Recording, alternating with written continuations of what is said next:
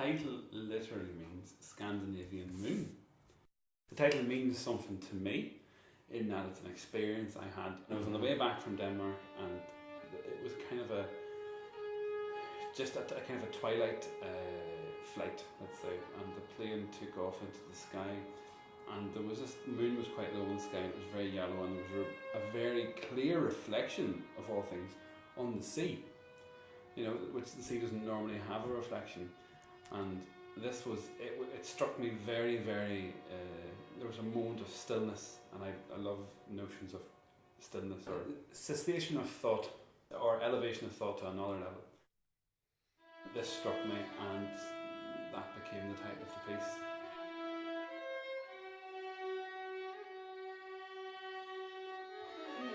I've notated the piece largely in quarter tone equal temperaments. Yeah.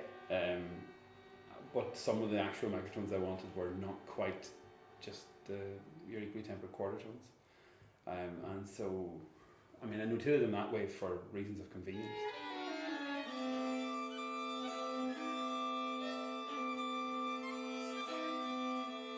So I'll have a particular sound or a chord, and I will then, through whatever kind of experience I have of trad music, will inflect it. It's hard to say how.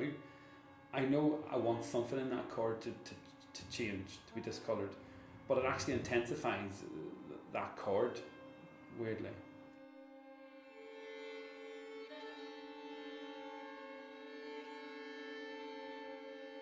There are certain air sections in the piece. And the solo player playing the air, yeah, they play the air much less strict. Generally in their own time. I mean, yeah. It has been calculated so that things should stop and start at the same time, roughly. If they play in that given tempo, but they can play about with durations in there. Going beyond what Stravinsky calls ontological time, in things like slow airs, where you become slightly disengaged with real time, let's say. Ticking clocks. Ticking clock times, yeah.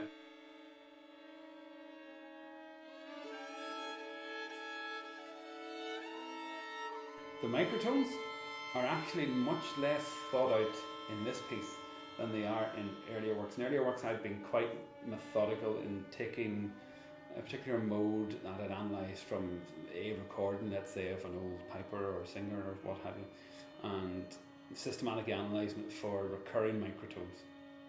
Because I knew that these variations in intonation were there.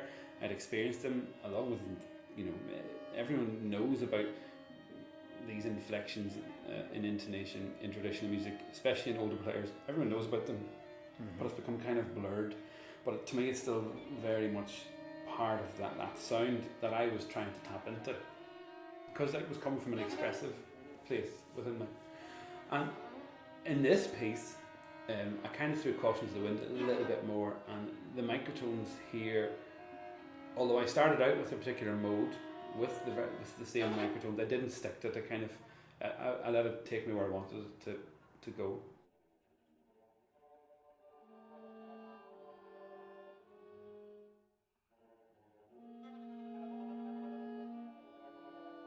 Practically all the quartet uses a non-vibrato sound, and obviously this is quite unnatural for a lot of string players. Whereas to me, it's when I'm playing the fiddle, it's the sound I'm used to, because I play traditional, and vibrato will be an exception. The non-vibrato sound also intensifies any microtonal inflections that are there, or even that aren't there. You could have a perfectly straight, equally tempered chord written with no microtones, and it might sound shimmery just because of the non-vibrato sound.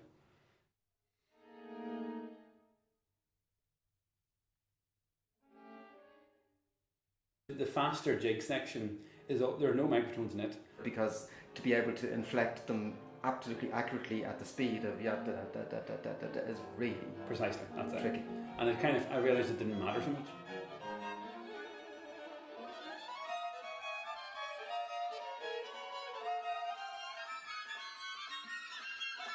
There are no microphones at all in that jig section. There's an air being played against the jig, which is using them.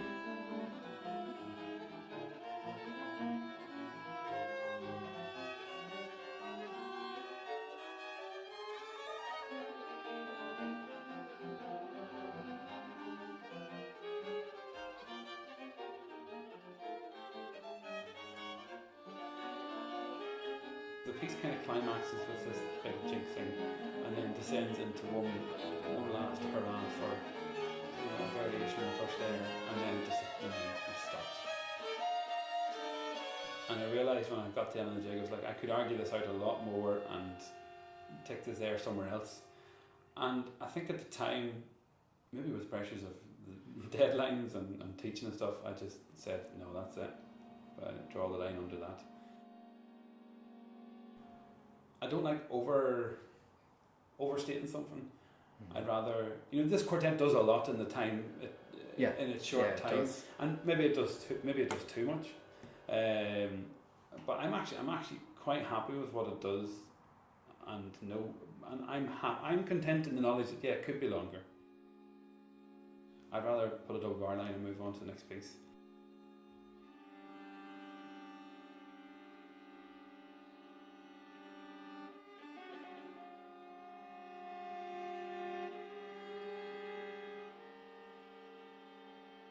One thing that has always interested me has been the complexity of traditional music in a completely natural way, in a natural sense. So, have all these things like intonation and inflections in rhythm, swing, which can be regional or very complex ornamentation. And if you try to notate that all out, it looks horrendously complex, but yet it's so natural to a traditional performer. So the kind of nearly the avenue into this stillness, I think, is partly achieved from having very simplistic materials that becomes gradually more and more complex. These two layers maybe feed into that divesting oneself of temporal awareness.